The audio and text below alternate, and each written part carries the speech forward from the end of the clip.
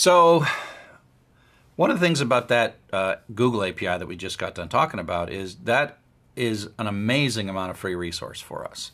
Google has servers and buildings and staff and researchers. They wrote the code in the first place. They accumulated all the data. They did all the searching. They tested the data. They cleaned up the data. And we just sit there and write 40 lines of JSON, and we're taking advantage of it. There's no such thing as a free lunch. The data behind these APIs is often very valuable. And so there is ways that these organizations either want to monetize this or limit their exposure. Sometimes Google is trying to do this for the greater good to make it so there are more location-aware applications. But frankly, if you're going to build a location-aware application that has 1 billion users, they probably want a cut of your deal, right? And so they tend to build these things and the rules kind of change. If you look at Google, this may or may not be the current, but that particular API we're doing limits you to 2,500 requests per day. And later, I will show you some code that I wrote. If you have to do geocoding on more than 2,500 things, you got to break it over a couple of days. And so I've shown in a later application, GeoJSON, there's a whole zip file in the code section that shows you how to start this and stop this so you can get like 2,000 and then wait 24 hours and get 2,000 more and wait 24 hours. So if you got 10,000 to do, well, after a week, you'll have it. And it automatically starts itself up and stops itself. And it uses a database to keep track of where it's at. Or you can pay Google if you want, and they've got rates for that, and on and on and on. And so it's not as simple as, wow, this is free. In this case, as long as you don't use it too much, this is free. That's why it's a good starting point to show you. Now, another API that is an API that you might find interesting. Facebook has APIs. Twitter has APIs. I'll talk a little bit about the Twitter API.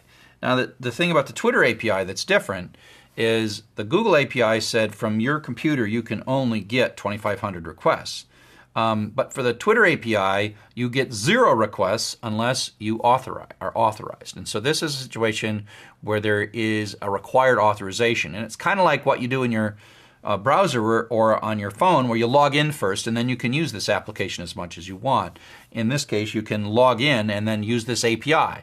Not necessarily always as much as you want, but authorization and authentication is part of some APIs. And so later I'll give you a much more detailed walkthrough on how to do this, but for now I just want to give you a high-level overview of what we're going to do here. And so there is a URL that you can go to for Twitter that basically creates keys and secrets, kind of like IDs and passwords except for applications.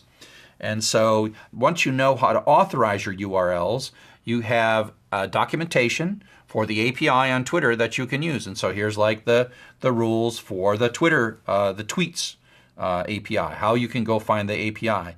And in this, it's telling you, even though you might not be able to read it, you have to hit this URL and you can do this and you get a timeline, a user timeline, a favorites timeline, retweet timeline, etc. And so there are URL patterns that you can hit to get different kinds of data from the Twitter API. So here's a bit of code, and I'm not going to go through it in tremendous detail. I'll just call out some of the highlights because I'm going to have a separate video where I just go through this and actually run the code. But let me just give you sort of a summary of this. So we're going to be using URL lib. Twitter URL is a bit of code that I wrote that augments these URLs and deals with that authorization problem. Of course, we need JSON. And so we read what the Twitter URL was from the Twitter documentation. It says that's where you go to get a friends list. And so again, we're going to have a while loop that's going to ask for a Twitter account. Again, if you hit enter, we're going to skip out. And this augmenting of the Twitter URL, this is basically doing a whole bunch of stuff that is both putting on some things like screen name equals and count equals and doing all the URL encoding, but it's also putting on the security stuff, and we'll touch on that in a second. So this is I wrote this. That's twurl.py, which will show in a second. Then you hit this URL. It includes login information in this URL. Then we do a URL open. Then that gives us just sort of the connection, but then we do connection.read. And as always, because it's coming out from the outside world, is probably UTF-8. We have to do a decode to bring it in. But now inside data, we've got a string, which represents the curly braces and the square braces and the commas and all that stuff, right? It's not the JSON. It is the string representation of the JSON. And so that's what that does. And this next line is kind of interesting. Remember when I told you that URL lib, this is a long time ago, I told you that URL lib eats the headers.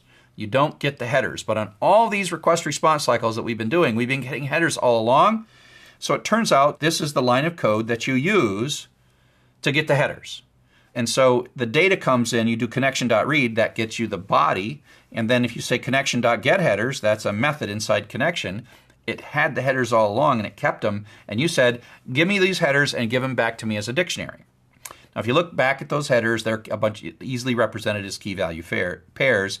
And what's going to happen here is Twitter is going to communicate to you how many more of these requests they're going to allow you to do before they shut you down, because it's a thing per day.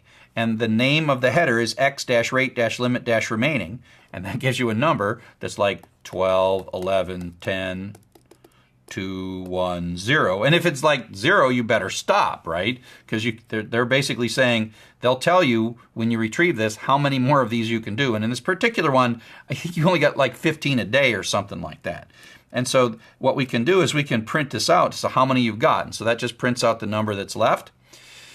Then we're going to parse this, and we're going to also dump it. This dump-s takes the JSON structure and then prints that out in a pretty way with an indent, with curly braces and stuff like that. So that's nice. And then if we look at what the JSON looks like, which is down here, so it says we got 14 of these requests remaining. It's an object that has users, which is an array, and then each user is itself an object. And so the outer one, sub-users, JS sub-users, is an array. So we're going to have U that's going to loop through each one of the users in this output. So there's the output, right? So U is going to iterate through this one, then this one, then this one, then this one, on and on and on. And in there will be the screen name and their real name, et cetera, et cetera, et cetera, right? So we're going to go through each user. We're going to print out the screen name, and then we're going to print within the status their text and only the first 50 characters of the status. And so if we run this program, which I'll do in another video, I'll actually run this for you. You see the person's screen name, you see their last status, you see the next person's screen name. So this loop is going through all the users and printing that out. And so it's not that hard. I mean, that's this little bit here with the Twitter URL is a little tricky. We'll show you that in a sec. But just reading it isn't all that crazy. It's not all that crazy to read this data and parse it. And so that's what that one is. So when you are going to set up these keys, you got to go into this website, you got to get these values, you got this token, you got this key, you got the secret, you got the token secret, and they're just these big, long, crazy strings. And there is this file called hidden.py on the sample code, and you have got to cut and paste the 4 values that you get from the Twitter website. After you've logged in, it will give you these values, and you have to put them in. So hidden.py is part of TWURL that makes this thing. So you have to get these right, and if you don't get these right, your Twitter code's not going to work. And I'll show you how to do that in the recorded video. It uses a protocol called OAuth, and basically what we're doing is we're signing URLs. And so it's not just a URL, it's a URL plus a signature on the URL. And it's signed in a way that only you, as long as you know the keys and the secrets, can sign that stuff. And so this is the Twitter URL code that I've written. Hidden.py is what you have to write. You put all those 4 strings in there, and that's the consumer key, the consumer secret, the token key, and the token secret. You set all that. And then I call this OAuth library. That's not your code. That's actually part of Python that does this OAuth. And when it's all said and done, we do all these things, make a request, and then we sign this request, and then we convert it to a URL. When it's all said and done, the URL looks like this. This is the data we're interested in. We're looking for count of 2 and the screen name of Dr. Chuck. And then all this stuff that says OAuth version equals, OAuth token, OAuth timestamp, OAuth signature, all this stuff is the magic stuff that is part of that signed URL. Okay? Now you don't have to worry about that, because as long as you get hidden.py and you call TWURL, you get back this big long URL, and you hit that with URL open, and Twitter will read these things and say, good numbers, good numbers. Okay, here's your data. And if you don't know what this data, if you don't have these secrets right, then you can't see it. And it also is a way for Twitter to know if it's you requesting the data or me requesting the data, because somewhere in here is who I am. Not screen name equals Dr. Chuck. That's the data we're actually asking for. But the key and the consumer key and the consumer secret are the trick where it says, hey, this is Chuck having logged in, asking for API data. And so that is how Twitter basically knows how many you've done and how many I've done. So you get 15 and I get 15. But once I run out of 15, I can't use any more. Oops. So we've gone a long way. We started with, URL can get data, to serialization and deserialization, to formats like XML and JSON, to the notion of applications that begin to be distributed, running on different computers connected via network, the service-oriented architecture, cut points where we agree on APIs, contracts, et cetera, et cetera, et cetera. And so this is sort of just enough to get you started on web services and service-oriented architectures.